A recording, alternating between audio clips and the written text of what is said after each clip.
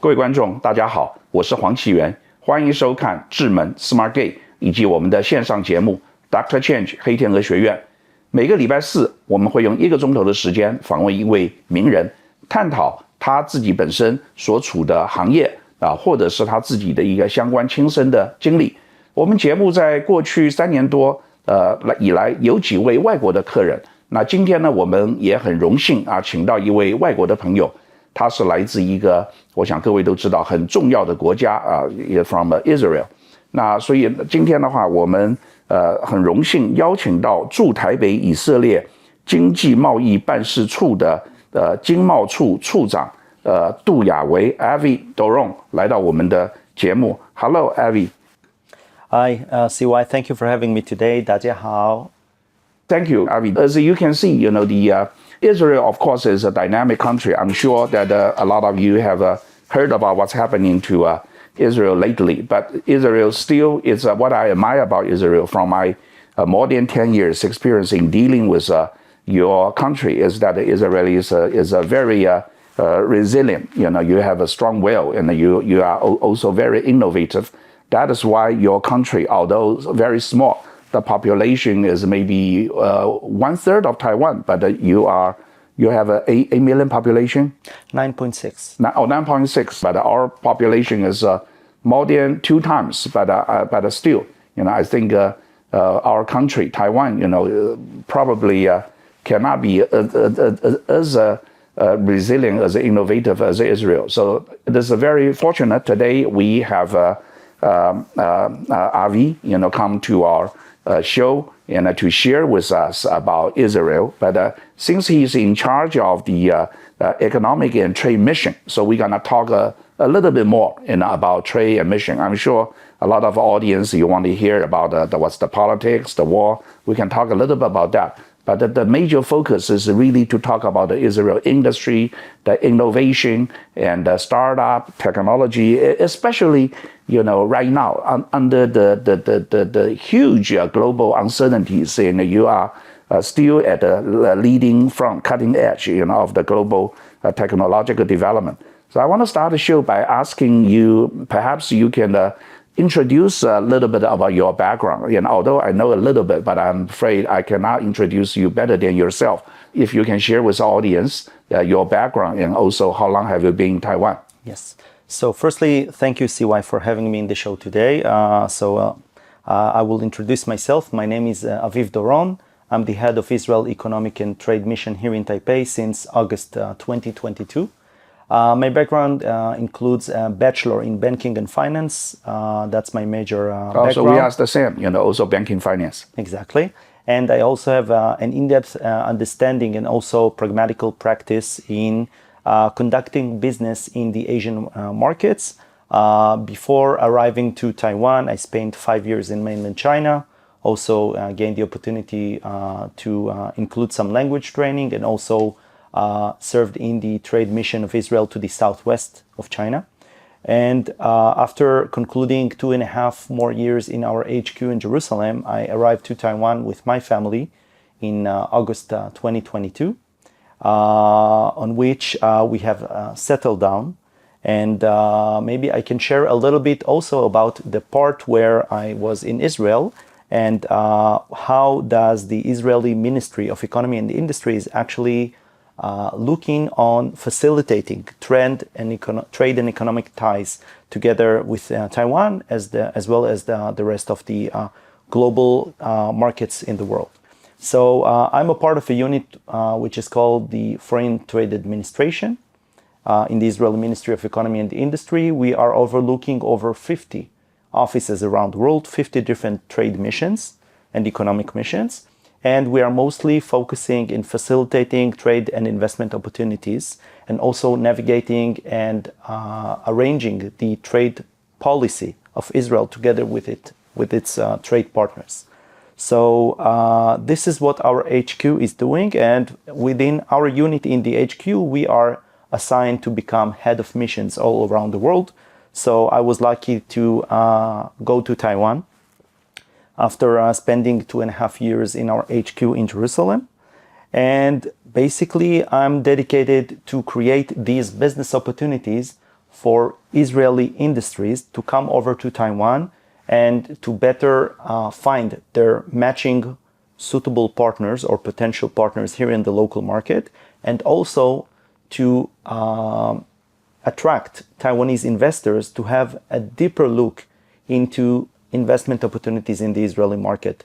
This, I think, would be something highly valuable in order to expand the business relationship between Taiwan and Israel by creating more opportunities to look on that are not specifically within the closer Asian region, but a little bit far away, but also very, very interesting and very valuable to the Taiwanese audience. I also would like to conclude by saying that I'm very proud to have a new son born 2.5 months ago. Oh, congratulations. And in Taiwan. He's all MIT. He's all made in Taiwan. So that's your first son or the second? That's my second son. Second son. Okay. Yes. And yes, we are living here and we are very happy here.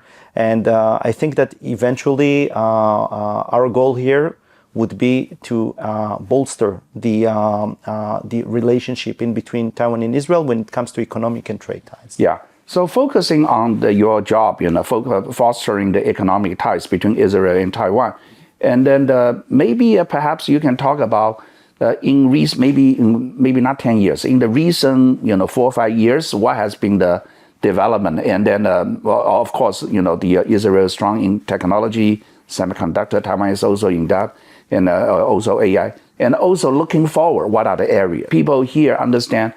Taiwan's interaction with countries like United States, with Japan, or even with Southeast Asia, but they may not be knowledgeable about Taiwan's previous and current and future relationship with Israel. So I appreciate if you can share with us. Yeah, so thank you for the question. And maybe I would like to offer a little bit of context or background on how Israel became a leading nation when it comes to innovation. So Israel is often referred as the nation of innovation or startup nation.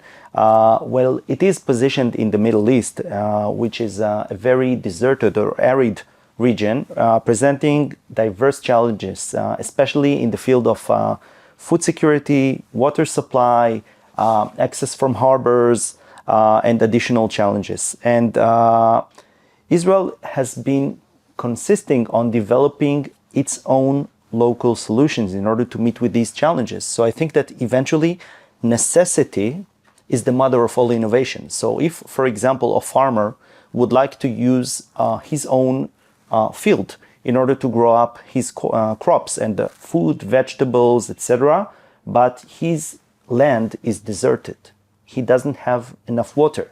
So how can he come up with a solution for this?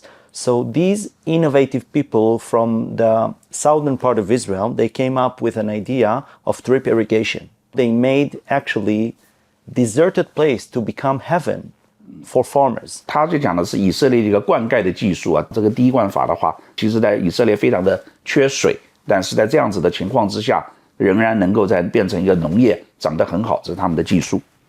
So drip irrigation is only one idea about how a necessity, how a very desperate need in water became an opportunity. And this will be probably characterizing the Israeli DNA. The Israeli DNA would be people that are highly innovative, thinking outside of the box. Wherever there is a challenge, they see the opportunity. Wherever there's something which backs them against the wall, they will try the best way to come up with a solution. So I think that this is only one example to show how the Israeli mindset, how is the Israeli thinking is a little bit different. So this would actually position Israel in many innovative positions. For example, water tech, for example, smart machinery, and subsequently and later on, advanced IT capabilities and startups. So what are the latest trends for the past few years? I would say that right now, Israel is the home of over 400 multinational companies that are looking into Israel as the place where they would like to harness their innovation from. And what they are doing is they are setting up their R&D centers in Israel. I can give you a very nice example that Israel is already the home for R&D centers for Intel, Microsoft, IBM, Google, Apple, Facebook, VW Group, NVIDIA. All the big one, all the major, they say the top 7, the titans of the U.S. technology. Exactly. And many more, over 400 in different verticals. It can be food, it can be maritime, it can be energy, it can be IT and IT solutions, and it can be on chip manufacturing, chip design, and many other verticals. I think that what actually wrapping up or maybe creating some sort of a bond in between all these industries and all these verticals would be that they have identified Israel as a place for R&D. They have identified Israel's very courageous startups starting to embark to their journey in overseas markets, and then they said to themselves, if these small, tiny startups are that cutting edge, are that innovative, are that, I would say, in their first or second attempt to reach out to the markets, then we need to have a deeper look on what's going on in Israel. So eventually they came to Israel, and then they decided to expand their activity within Israel by either purchasing a startup company or just changing it into their R&D centers. That's very good. The Avi mentioned about Israel is strong in R&D and also very innovative, so strong in startups. And a lot of multinational companies set up the R&D center in Israel. The Intel, Microsoft, Google, Apple, to name a few. And then these are first to utilize local talent, but also to maybe acquire the startup, because there are many emerging new startup. This is the interesting part. I attended the seminar. The Israel people are very willing to do at the beginning 0 to 1, and then and to be acquired. And the Taiwanese people doesn't like to be acquired. They hold on. So it's a different mentality. There are many big Taiwanese technology company, Pegatron, Foxconn, Honghai, Wistron, to name a few. But the startup is not as many as booming as it is in Israel. So that is the interesting difference. Could you share with us maybe some successful examples of startups in recent years? I know there are many, but there are so many. I know you first talk about the agriculture, the farming, 那个滴灌法, the how do you call it in English? Drip irrigation, yeah. Drip irrigation. And then, but we know you are also strong in something recently very important, especially in the AI world, called cybersecurity. Cybersecurity, you are very strong. And then, not to mention, you are strong in AI, because algorithm. Taiwan is strong more on the hardware side. Israel is strong in the software side. But I understand Israel also has a semiconductor wafer called Tower. Originally, last year, Intel announced they're gonna acquire, but for some reason the deal was rejected or blocked. So it didn't happen in the end. But still, I read about the news. Intel is going to set up a huge, manufacturing plant in Israel. Despite the war, despite what's going on. So that's a show of faith, show of confidence in Israel. But you mentioned about these big companies, but for the smaller startups, Taiwanese audience are not so familiar. Perhaps you can give us some examples. Definitely. I think that earlier, before, when you mentioned the population of Taiwan and Israel, that Israel is like less than a half than the size of Taiwan. Right. Then I would like to offer the term quality over quantity. So I think that within the gap that we have by not having a larger population, by not having a lot of talented people, the limited quantity of people that we have are very, very driven to achieve higher goals, are very, very driven to foster innovation in everything that they do. And I think that eventually you also mentioned a few names that are very important to the daily work of the Israeli industry. For example, Intel. This year Intel marks 50 years of establishment in Israel. Really? That long? Yes. Intel entered Israel in 1974. And recently what was announced over the news that they're going to expand and create a bigger fab in Kiryat Gat. It's in the northern part of Israel. They already have an establishment over there. They're going to expand it to invest more money. It's a very big investment. I forgot the amount. Very big. 25 billion US dollars. 250亿美金. Okay. Yes, 25 billion US dollars. It means that Intel has identified it already 50 years ago. And when we are talking about resilience and when we are talking about challenges, I would like also to mention that within these 50 years, the earth was not as stable as it is nowadays. And even before, Israel did not have an existing peace normalization and agreements together with its surrounding countries. Nowadays, we are in a very different place, in a better place, okay? And given all these challenges, okay, Intel still saw the opportunity of, grasping the ground in Israel, maintaining its R&D from the Israeli employees that are working in their R&D centers and also in their fabrication plants and manufacturing plants. Most of the new chipsets designed by Intel are designed in Israel. Interesting. Yes, and Intel is only one example. It's only one example. But since I offered the term quality over quantity, the significant thing about the Israeli entrepreneur or the Israeli talent would be that they are mainly out-of-the-box thinkers. And as I mentioned before, they see opportunity when any other people are seeing the challenge.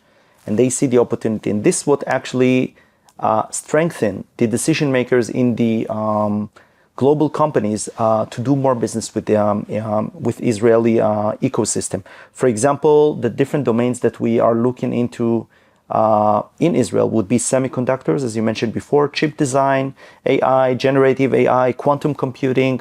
You mentioned data security before, but not only the very sophisticated high-end IT solutions, but also healthcare, also medical devices, automotive, fintech, food tech, energy and clean tech. And as I mentioned, the renowned companies that we mentioned before, I think it sends a very, very strong message to the global market that they can actually rely on the Israeli talent to generate more solutions, to generate more innovation, and to basically take this innovation and insert it into the existing companies overseas. I would like maybe to provide a little bit of examples of companies that you mentioned before.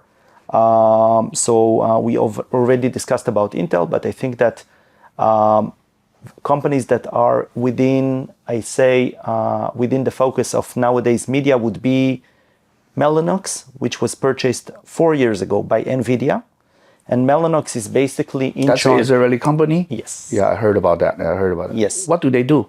Mellanox is actually in charge of the communication between servers. This was NVIDIA's, I would say, most prominent decision when purchasing Mellanox, because they believed in the technology that even though it was developed around 20 years ago, however, it is still a relevant technology, I would say a stable technology, to provide all NVIDIA's needs in the field of servers. And when we are running through this generative AI race, where all the world is looking into AI at the moment, and generative AI has become one of the hottest trends and the biggest buzzwords around the world, you have to have very stable mainframes and very stable servers behind the scene in order to support these generative AI efforts. And this is what Mellanox was developing for NVIDIA. So NVIDIA, at the end of the day, purchased Mellanox. They understood that this move will actually serve them better for their future plans. And we can see it as we speak. Yeah, you mentioned, it is interesting, American companies investment into Israel. And I hope Taiwanese company can look into that. Earlier you mentioned about Intel. Intel several years ago acquired a company, Mobileye, that's extremely successful. That has become one of the most successful Intel subsidiary in recent years. And I heard that maybe in a year or two, they will spin off Mobileye for independent IPO. And then also I'm looking at the investment direction. Intel, 30 years ago, Intel was here. TSMC is here. Today, just the opposite. TSMC is here. market cap is about 650 billion. Intel is only hovering around maybe 190 billion. So that's a huge difference. Both Taiwan and Israel are very close to the United States. The U.S. government is asking or forcing Taiwan TSMC to invest in the United States in Arizona, but Intel, on the other hand, is now competing with TSMC, also in the manufacturing business. But Intel is investing in Israel. Interesting, although Intel gave business to Taiwan, to TSMC, but Intel didn't set up the plant in Taiwan. Intel set up in Israel. And the Intel bought a company, Mobile, also from Israel. So that shows the confidence. Of course, there are a lot of the foreign companies in semiconductor and AI in particular also confident about Taiwan. But I hope Taiwan can learn from Israel, given that you are such a small country attracting so many multinational companies to set up the R&D center there. I want to go up earlier when talk about the nature, what of the mentality of the character of Israeli people. What makes you, so innovative? Is it the culture, the education, the neighbor, the environment? What are the, why you in particular, Taiwan, we also say, innovative, but different sense. So perhaps you can comment on that. We really understand, we understand startup nation, but I want to go deeper than that. Yeah. So, naturally speaking, when speaking about startups and speaking about startup nation and innovation, etc., you mostly hint out about the successful cases. Okay. But what happens up until you get to this successful point? Okay. I guess that, within one shot, not everyone can be as successful as you plan. But I think that what characterizes the Israeli DNA, aside the fact that they understand that necessity will actually drive them to do more. Necessity will actually drive them to push forward and to look for solutions. They're not giving up. The character and the DNA of people are people that are not giving up on any opportunity and learn from their mistakes and learn from the failures and makes them much better to their next attempt. And I think that culturally speaking, we see the difference. We see the difference between Israeli people and the Israeli thinking and mindset other than other parts of the world. Culturally speaking, in Asia, the culture is completely different when addressing a failure or a success. Right. We always just go to failure. You are a loser. You fail. You should be careful. Do not take risk. Our church parents, always, be careful not to take the risk. You are fine. Working at a big company is fine. Don't risk your life. Don't go and set up a new company. You are bound to fail. That is the Confucius thinking or the Eastern thinking. Right. So I tend to agree, and I would like maybe to provide, to showcase one example of a serial entrepreneur from Israel. His name is Micha Kaufman. And Micha Kaufman is, right now he's in his 40s, okay? And he decided to establish a few companies when he was young. So he started with the very first one, and he did not succeed.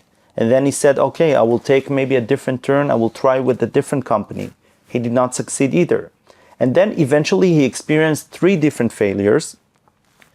The reasons for these failures were ranging from, product development, the delivery to market, and either by securing the fund to create more runway to his companies. Eventually, after 3 companies, he decided to take all the lessons and everything that he learned for the past 3 attempts and to come up with an idea, how can I make myself not to fail by establishing my 4th company? And then he established his 4th company. The company's name is Fiverr. Have you heard about Fiverr before? Vaguely. Okay, so Fiverr... How do you spell that? 5. 5? And then RR. Fiverr. Okay. Yeah. This company is connecting basically service providers with end clients For example, I know how to design a brochure and you have the need of designing a brochure. So even though I am in India and you are in Taiwan, I can help you, okay? And then I can also use use my portfolio of work to introduce it to your circle of friends, and then go on and so on and so forth. So eventually they have managed to reach out a market cap of 0.88 billion US dollar within a few years. Right now it's a traded company, it's a listed company, okay? But I think what we can learn from this case would be the resilience and the strong will not to mourn or to fall into this failure, but learn from it. Take all the insights that you can and learn from it and become a much, I would say, better and improved person for the next challenge or the next attempt. Okay? Don't give up on any failure. I think that the most important thing would be the lesson. That's so important. Thank you for sharing with us. I also heard from other Israeli guests or speakers before. There's a willingness to take a risk and to experience a failure. And failure is a good thing. In Asia or in Taiwan or in Chinese, failure is a bad thing. Very shame. If somebody fail and they destroy their life. They stay away from people. But in Israel, this is the greatest thing. So I think this is a lesson to be learned. But related with this, you've been in Taiwan for 2 years. There are also a lot of innovative young entrepreneurial people in Taiwan. What is your observation of the Taiwanese people, good and bad? I appreciate your frank opinion and observation. I think that, for the past year and a half that I'm here in Taiwan, I tried to learn as much as possible on the different, I would say, establishment of companies and also the mindset of decision-making levels and also entrepreneurs here in Taiwan. And I get to find a lot of openness within this nation, because here you can find a variety of people, ranging from, I would say, senior ages to young people, okay, seeing the world in different way. Okay, so I presume, CY, that you and your friends, when you went to elementary school, you were taught in a very specific way what will be the goals for your life and what will be considered as a good achievement. Okay, I think that nowadays young people, they are not so different than us. They see how they can make and turn this world a better place. On one hand, on the other hand, maybe the way is a little bit different, but they share the same values that their parents are having, and they share the same will to do more. And I think that what I learned from the past 18 months that I'm here would be that there is a strong will to advance this nation.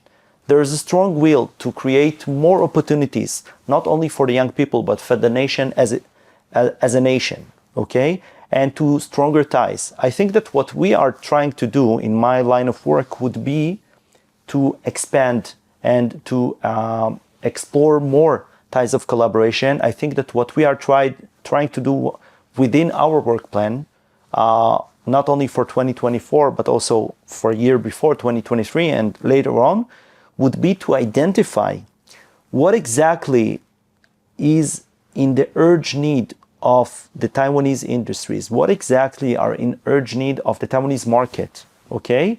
Identify this and work with this. We are trying to basically connect the most suitable and potential partners from Israel and Taiwan to come closer together and to work together. Eventually, this kind of collaboration contributes a great deal to both sides. It's a win-win. And how is it a win-win?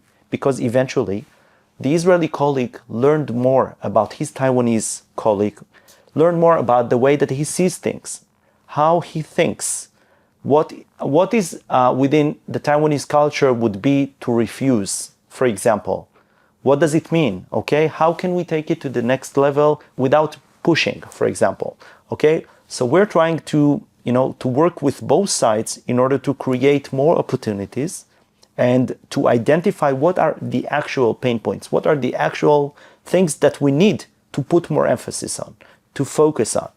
And then eventually to create more success stories. For example, I would like to share, last year, we had a case of Netira. Netira is an Israeli, it began as a startup company in the field of medical devices. Now it's an established company, but it has a very strong relationship with the Taiwanese market. Really? We connected them with Foxconn Tech, Technological Corp, okay, that are also overlooking the medical devices industry. And they signed up a strategic collaboration, not just a financial collaboration, a strategic collaboration. So eventually Netira will manufacture their medical devices here to the global market. And eventually Foxconn will invest more money and more resources to the R&D capabilities of Netira. So Netira can further develop. How do you spell the name of this company? Netira, N-E-T-E-E-R-A. T-E-E-R-A, Netira. I gotta check out this company. It's a great win-win opportunity and also a great collaboration. Okay, and you mentioned Mobileye before. Our office was able to introduce Mobileye to the key decision-making levels here in Taiwan. And as a cause of that, the Taiwan roads, highways, freeways, everywhere where you have public transportation are in the verge to become much safer places because of using this advanced driver assistance systems. Okay, you will be able to avoid a lot of car crashes and car accidents. And I think eventually saving lives. So that is working with the Taiwan, the public sector, the government. Yes, I think that eventually here, Mobileye is working towards the Ministry of Transport and its equivalent units within the municipality levels in order to create higher awareness of how to avoid or how to reduce all the car crashes. And eventually, when you're using it in public transportation, it makes your responsibility as municipality much higher.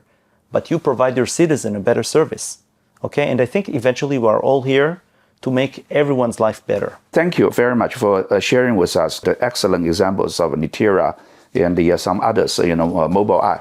I want to look into the future. What can, especially in the age of AI, what can Taiwan and Israel cooperate? AI needs semiconductor chips and chip manufacturing, Taiwan, TSMC, and also others is among the very, very top in the world. Israel, but is strong in AI, and we also have algorithm, the LLM, a large language model, a lot of these things. So do you see any possibility in the age of AI? Now everybody is talking about that.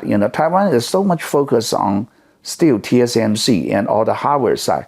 Are there any other areas like AI or generative AI, this area that Taiwan and Israel can cooperate together? Intuitively, I believe it should be, so how can we facilitate that? Definitely. And I think that, when we're referring to Israel and Taiwan, we often mention that we are talking about complementary economies.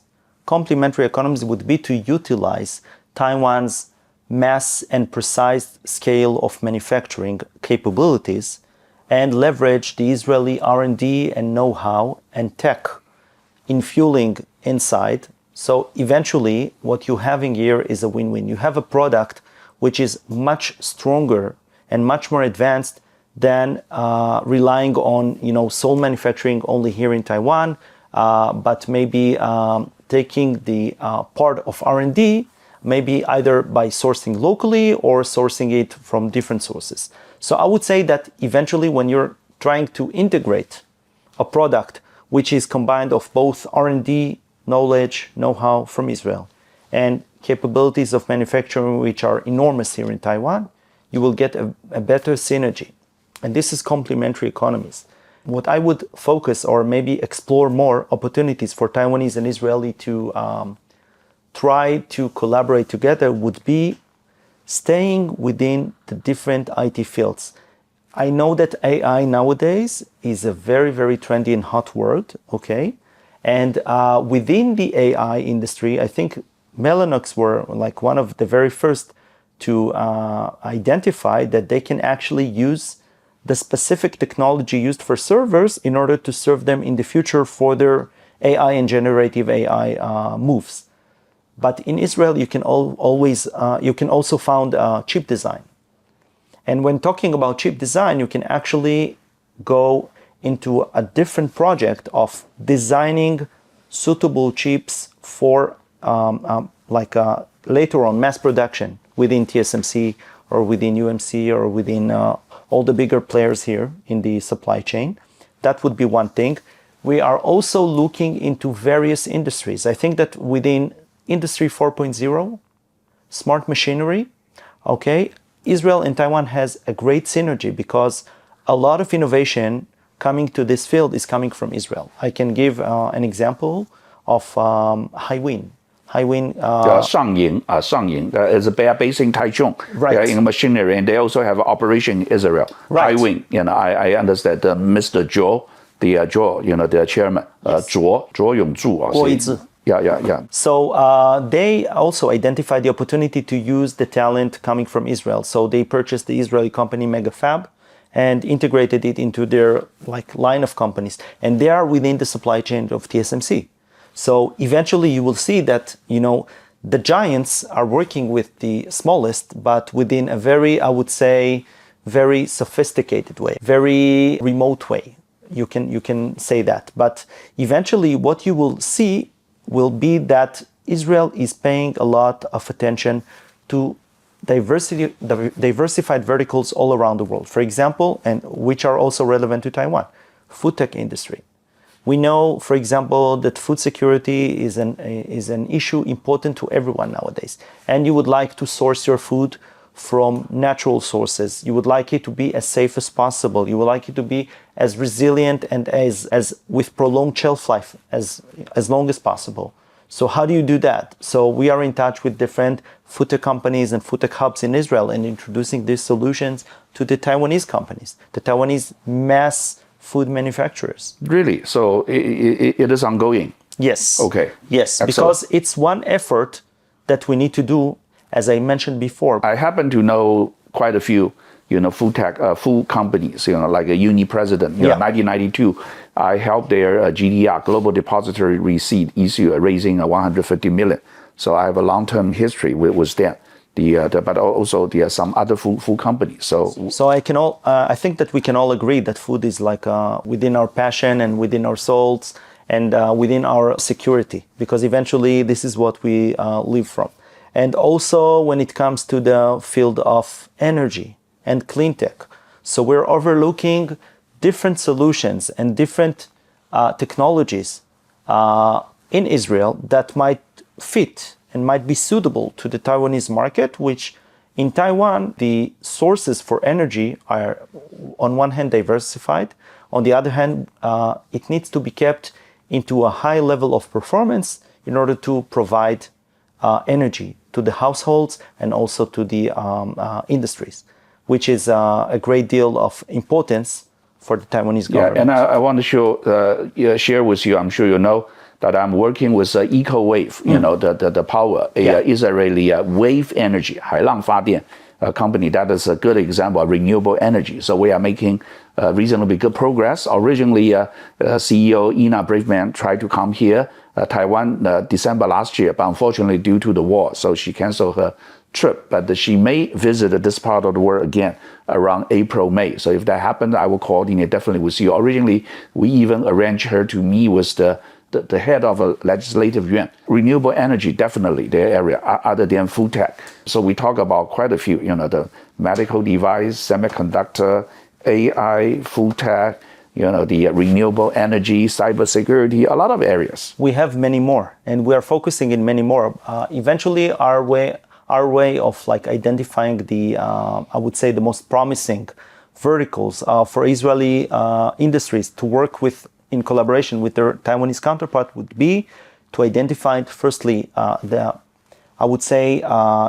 most challenging and most rising opportunities here in the Taiwanese market, and to find the counterpart in the Israeli industry. And I think that within the Israeli industry, since we have different maturity stages coming from the startups, for example, we can discuss about startup with which is consisted of 10 or 15 employees, okay? but can generate a very nice revenue a whole year long, okay? Or we can talk about like 50 to 100 employees scale of companies, okay? But eventually, I think the common thing would be that they both are suitable and potential to work with Taiwanese counterparts within different verticals, as I mentioned before. That's excellent. So, but that's on the positive side. On the negative side, I wonder, what are the biggest challenges that you are facing? I personally, in my last decade experience, face certain challenges. The first is the mentality. Originally, people in Taiwan don't understand Israel. Israel don't understand Taiwan. But I think over the last decade, through both sides' effort, it gets better. But still, one is the very entrepreneurial startup mentality. Another is the Honghai, Foxconn, big corporation mentality. Still, there's gap. What is your observation in your effort trying to promote the collaboration between Taiwanese and Israeli companies? What are the challenges you are facing? So this is a very good question. I think that we all, as industry people, we are all encountering the same situations in a very, I would say, common manner. Every time that we have a delegation of Taiwanese traveling to Israel, or every time that we have a delegation of Israeli traveling to Taiwan, or encountering a meeting, a business-to-business meeting here in Taiwan, or even in Israel, or do it hybrid or virtually, rather than in person, you have so many questions. What do I do first? How do I hold my business card? Do I bow? What do I need to do? Do I take my shoes off? We have so many questions. But I think that these questions are coming from a very good point of view. Firstly, it means that both sides would like to learn more about their counterparts. So naturally speaking, talking about Israelis doing business in Taiwan or Taiwanese doing business in Israel, firstly, we need to know each other better. Okay? It means communication style. We need to learn better on both sides' communication styles. For example, in Taiwan, the communication tends to be more indirect, relying on nonverbal cues and gestures, and Taiwanese are always polite, and I really love it. Where in Israel, communication is mostly straightforward. I think that eventually the ladder of values is very common. It's very common, and I think that we should strive to do more with this common ground. I would say that both sides needs to understand how does the decision-making process is working. Because eventually we are talking from either top-down or bottom-up. It's different. And we need to understand this before we move on. We need to pay more attention to the authority and hierarchy. Okay, where in Taiwan, hierarchy and authority sends a very, very clear and strong message. There is one decision-making level here, and they will get the decision, okay? Where in Israel, it could be an open discussion, and then eventually what the board decides, okay, this will happen. We also need to take a very good care to punctuality and time management, okay? And need to make sure that both sides understand that, meeting deadlines and meeting time constraints is very important, very, very important.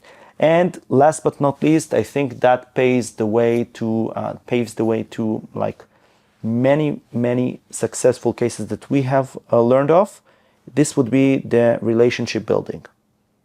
Once you started building the relationship in a very orchestrated and mannered way, okay, you will do it step by step, and you will need a lot of patience. I know that the Taiwanese are characterized with a lot of patience, okay? Sometimes from the Israeli side, Israelis tend to be more, I would say, in a hurry. More, I would say, trying to get the job done. Yeah, concrete results. Exactly, trying to strive for like very, very precise and concrete results, okay? And it works in a different way in Taiwan. We are trying to make sure that both sides understand what the other side is looking at. And then by that, we can get both sides closer together. It's a process. It takes time. And of course, this is something that is screened up to both sides, okay? And if both sides are willing to spend this time in building the relationship and monitoring it and doing more things in order to make both sides move on in this space, I think that eventually it will turn out to be more successful. Thank you very much. I now want to turn to a more sensitive questions about the war. After October 7th, things are no longer the same. It's not just the same for Israel, and not just the same for the United States, not just the same for the world, the whole world. The whole world is a shock. How has been the war, the effect, the Israeli economy, your work, the startup, I'm just curious. I know you are very resilient. If you can share with us how you manage to survive under these deeply turbulent times. So, yeah, it's a very good question, a very interesting question. I think that once again here, I would like to maybe offer a little bit of context to the economical point of view as it was before October 7 globally also. So globally speaking, we're speaking about the end of 2023, October 2023. It has been like over a year where Israel and the rest of the world were overcoming COVID. COVID actually contributed a great deal to the global supply chain movements, okay? Where we see higher environments of interest, for example.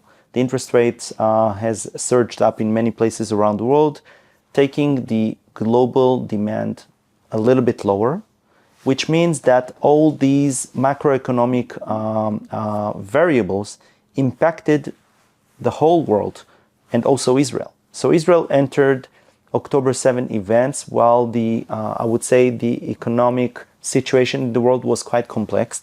However, Israel's debt to GDP was around roughly 60%, which is good for for a size of economy such as in Israel. We had a very low unemployment rate, which was very good. And we had over $200 billion in reserves in our central bank. So it means that I would say our opening statistics were quite stable and quite solid for the government to conclude its movements along the war. Wars are always not a good thing. How did it find the Israeli people? How did it find the Israeli industry? So I think that maybe I can share here that we see a great deal of resilience within the Israeli civil society. And this resilience actually being sent as a very, very strong signal throughout the whole industries and throughout the whole people. So you see that a lot of industries are trying to adjust themselves. Okay, for example, if one factory of 500 employees having a lot of people drafted to reserve forces, so they will try their best to adjust, okay, their workload and maybe to back up with other resources, contributing more, working hands. Well, what is the rough percentage? For example, if I'm a company and an employee, say they are 100 engineers or professionals, so what 20%, 10% may be drafted to fight for the war? So the statistics are talking about roughly 10%. 10%, okay. Yes, roughly 10%. A lot of R&D people were drafted, a lot of doctors, PhDs, a lot of researchers, a lot of people that are contributing on a normal basis to the reserve duty, not only in warfare time, but also it's part of their ongoing life. So they were drafted. However, they found almost, any way to still continue and contribute, each one according to its own constraints, to their, private duties, not only their military duties. For example, I can share with you that we went to several Zoom calls, online calls, together with Israeli companies and Taiwanese companies, and we saw that the Israeli companies' representatives were wearing uniform, IDF uniform. It means that they were in active duty at the moment. It means that they are trying to allocate resources as much as possible to keep and serve their private duties, their work, okay, together with their military duties. So this is something that we saw across the board in many, many industries, not only in a single company, but a lot of people that were drafted tried to contribute. A lot of time they assigned their people to keep on working on projects in order to keep the projects up and running. I think that a lot of very valuable lessons were demonstrated here in Taipei. On December 6, 2023, we held an event talking about the Israeli resilience during warfare and how to do business during this time, okay? So it was important for us to showcase that not everything is going smooth. However, the economic data supports the tremendous efforts made not only by the Israeli government, which I'm a part of, but also the Israeli civil society to push the thing which is called Israeli nation forward, okay? The Israeli government, of course, is involved. We have the Israeli Innovation Authority. They launched out a grant program up to $400 million. It's a matching program where you contribute 70% as a private investor and the government is completing the 30%. So this is a particularly initiative during wartime, yes. Because of the funding maybe become more challenging. Yes, but however, I think the Israeli government realized eventually that the original plan was to allocate only $100 million. Eventually, it turned out to be $400 million. They realized how important it will be to secure the startup companies from the very, I would say, challenging situations across the market, because eventually they still need to deliver. So we eventually saw that the Israeli tech companies are delivering no matter what. I think what they are enjoying would be long-lasting contracts with overseas clients, which are still safe and secured and still deliverable. And eventually, when you get this kind of support from the Israeli government, okay, it gives you much more breath in your lungs, and you don't need to chase the money. Once you apply for the request, the money is in your bank. I just read about the news recently. They are, apart from Palestinians, there are even more enemies. On the north, Lebanon, Yemen. There seems to be you are fighting wars in different fronts. So there is a geopolitical concern. I say that is because Taiwan is facing the same. Taiwan recently, as you're probably aware of, there are some incidents. The flight, the M503. The line between the Taiwan Strait, China Cross, and also there's the ships, the crashing with each other in Kinmen between Taiwan and mainland China. There, 2 people die, so they're still trying to settle that. So the foreign investors, despite all the positive about Taiwan, there's also a geopolitical concern. My question is that with Palestinians, this will going on, but there are other things, in the Middle East, going on. Do you think that it will come to a, I wouldn't say peaceful, but it will to a stable scenario, or it will become more chaotic?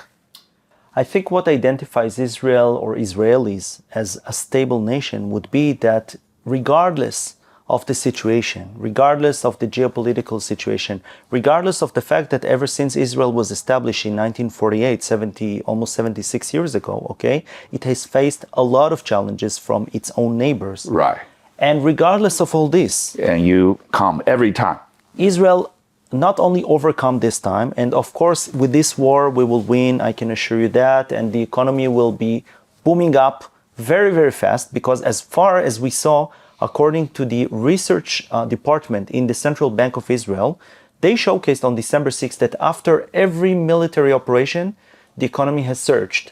We had a very nice peak, as you can see it along the graphs, which means that firstly, we managed to overcome this kind of challenges in a very rapid and very fast way. Second would be that regardless of the opening situation that we have, okay, we understand what our mission is. We are focused on delivering results. We are results-driven people. Absolutely. And we are focusing on delivering the goods. And you cannot hear a remark from a CEO in Israel right now during war of, I cannot deliver.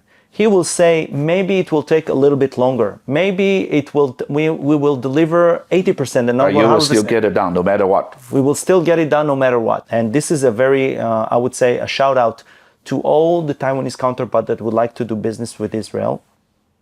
I think that actually showcases the resilience and the fact that you have a very valuable partner on the other side that regardless of any challenge, they are willing to go through and to partner up and to do greater things together. And I think this is the right time, right now, before the markets will go up after the rapid recovery. So what's your recommendation to Taiwanese government and the industries? I think you said that earlier. Yes. Perhaps you say that again at the end of the show. Definitely. My recommendation would definitely be, I would talk to the business section. I would talk to the business people, to the entrepreneurs, to the decision-making level here, to reach out and identify what interests you the most and see how we can do it together.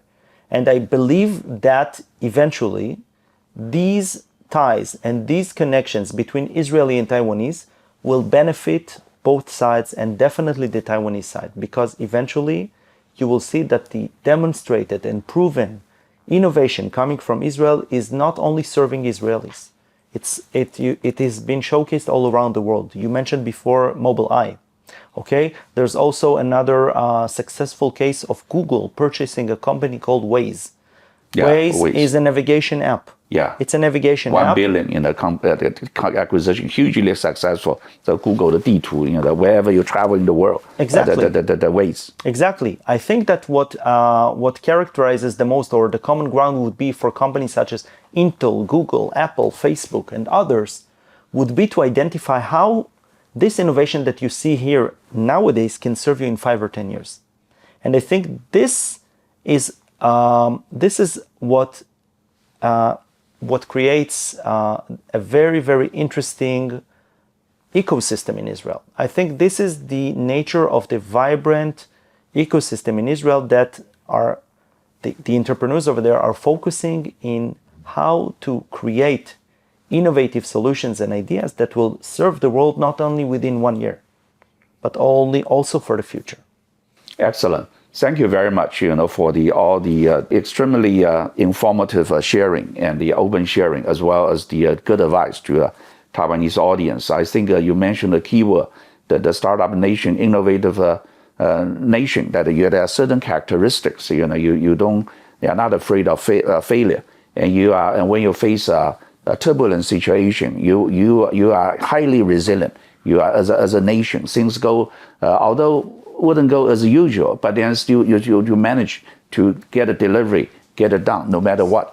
And that we admire that very, very much. I think Taiwan and Israel has a lot common to share. We are also facing unfriendly neighbors. So we hope that the Taiwanese people can be as resilient, as well prepared as you do. When a certain situation comes in the future.